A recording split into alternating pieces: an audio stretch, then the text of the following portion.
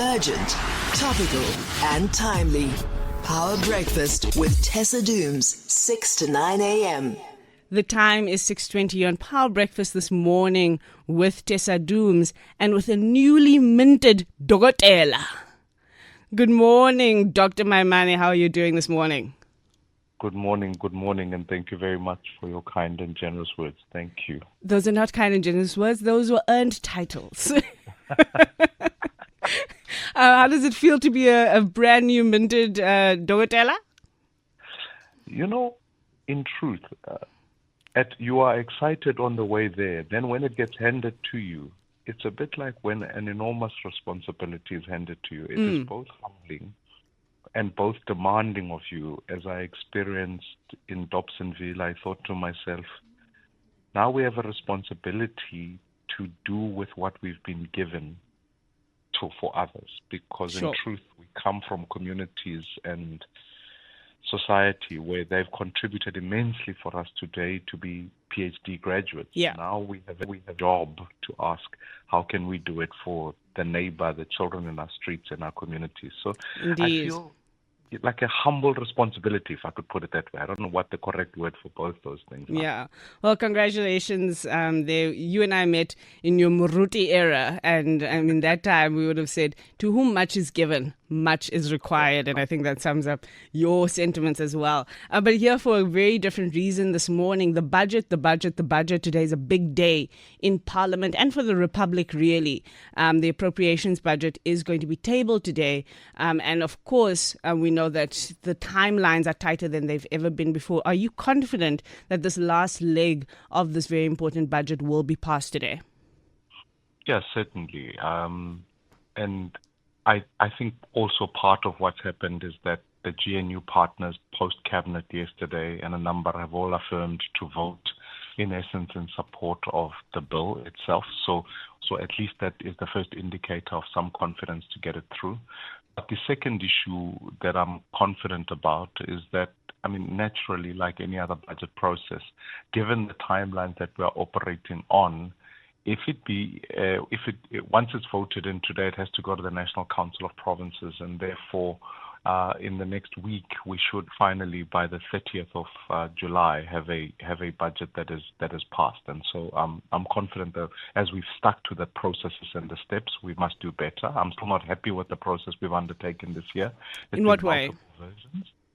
Well, I think just because right now we're dealing with budgets right at the last end, it means that the process of making amendments, making recommendations becomes almost taken out of the way, because you need 10 days, or at least in the Money Bills and Related Matters Act, it prescribes a process that will take you 10, 12 days to be able to make any amendment. So if we did as Parliament want to amend the higher education vote or the basic education, whichever vote you want, Parliament can't do that because we're dealing with this matter at such a late stage. So I'm hoping that next year, as we begin now, we can, by the time we table a budget in February, better consultation has taken place, and that next year we will have a budget at least by April, May, that the amendments can be done rather than in July as we're speaking now.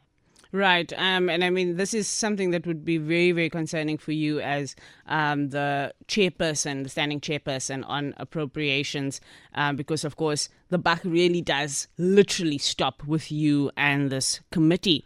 But as you say, that the process was quite fraught this year, and I'm in two minds about whether that's a good thing or a bad thing.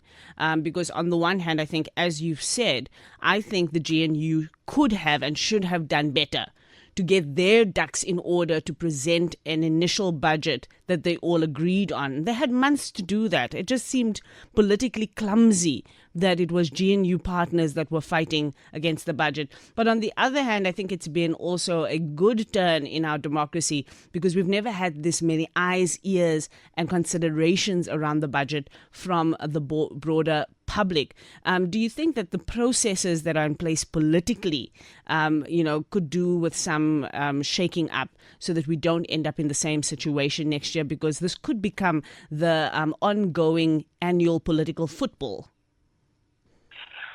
The most important thing that we can do in the next few months in South Africa is to step back and go, what is our organizing vision? What is our organizing priorities? Part of it is what we get out of the national dialogue. Part of it is also about saying, okay, we hit the national development plan. What are some of the things that we need to put forward? What is the South Africa we need to see come 2039? Because if you don't have priorities, the budget will always become a political tool rather than, and in fact, an enabler of planning, to your point. Therefore, I do think the next few months must be about that. And then post that, we can then say, given not the 31 priorities that the medium-term development plan puts forward, but here are the 5 or 6 things we're going to be brilliant at as South Africa. And we will find them. We say we've got to make South Africa a safe place. All budget must be reformed so that we can put more policing if that is our solution. And all I'm simply saying is that the work now has to be about reforming. Otherwise, you have a GNU for vibes. You have a leadership that simply almost, if you like, is led by turbulence, not by destination. It's like a pilot sitting in the cockpit saying, well, we'll see where the wind takes us. And if we just keep coasting along like that, the political football will continue. And then what you eventually end up with is more and more political parties saying, well, those ones can do that. And I don't think it's helpful. I think anywhere else in the world, when you look at coalition planning, it takes 3 months before you formulate a government. And in 3 months, the plan is put together so that the budget doesn't become hampered. It still doesn't make it perfect, but it makes it better as a process, because then all of us can contribute as a society to what the budget must look like. And I think the GNU, if it were to do anything significant, that must be the primary outcome. If it fails to do that, I can assure you next year you'll be dealing with budget version 4, 6, and 7. And we'll keep going. No, absolutely. A few years ago, for my sins, as part of the National Planning Commission, and that was one of the things that we really tried to highlight, was that if you wanted to align your national plan to your national budgets, it wasn't just going to be a tick box exercise. You needed to do long-term kind of alignment strategies, and there just didn't seem to be that. There didn't seem to be questions being asked to DPME, for example, which is the planning unit, around how do they support the budget process. They were kind of just caught like everybody else in the morass of the budget. And so I think the processes that you're talking about there, but I think you also mentioned something really important, Dr. Maimane. The question about how the public engages. I know in Kenya a few years ago, there was this talk about public budget and public participation in the budgets. And given what's happened in the last year or so with Gen Z, one of the complaints is that tool has not been taken up, that you legislate for public participation in budgets, but they haven't actually enacted it. Do you see opportunities for us to reform the budget process to that extent, where we get a lot more input from the various publics on the budgeting at different levels? I know at the local level there's a little bit more space and room for that, not necessarily enacting that either. But any thoughts on how we start to reform the public participation processes around budgets? Because I do think that if you talk about civic illiteracy, the budgeting process is definitely one of those areas. Well, I think actually in this instance, South Africa's law at how we pass the budget, which is another law, are actually highly inviting to the public. Just we are often ineffective at doing it. And I'll use a fairly harrowing experience that we had earlier on this year. Let's take the VAT process for argument's sake. I thought there was a degree of public participation in that regard, however way you may frame that. And I can, for the first time in democratic history, I took the Appropriations Bill to Polokwane. And we held a consultation in a hall and asked communities from all walks to come and make submissions. And they came.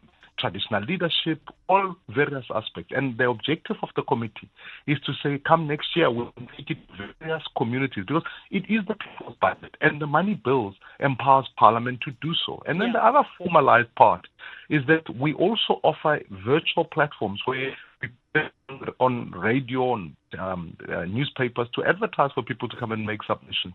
I think at this point in time, there's about 12 organizations that take up the offer. And part of my job in people-focused budgeting is to go out to institutions, communities, to say, when the advert come and make your submission.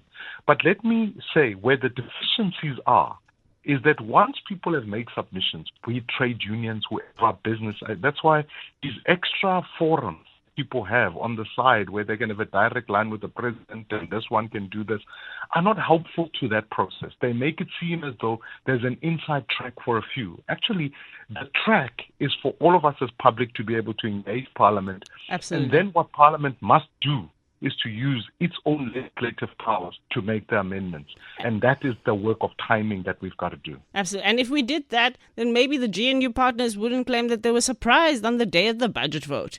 They themselves don't seem to have a participation process, even for the people within government. But I think that there are many opportunities to learn from what has happened in the budget fiasco this year. And I'm sure that gives you a lot of work on your table. But thank you so much. The standing chairperson for the Appropriations Committee, the chairperson of the standing Committee on Appropriations, Mmusi Maimane, Dr. Maimane, as from this week. Thanks so much for joining us. Much appreciated. Thank you very much.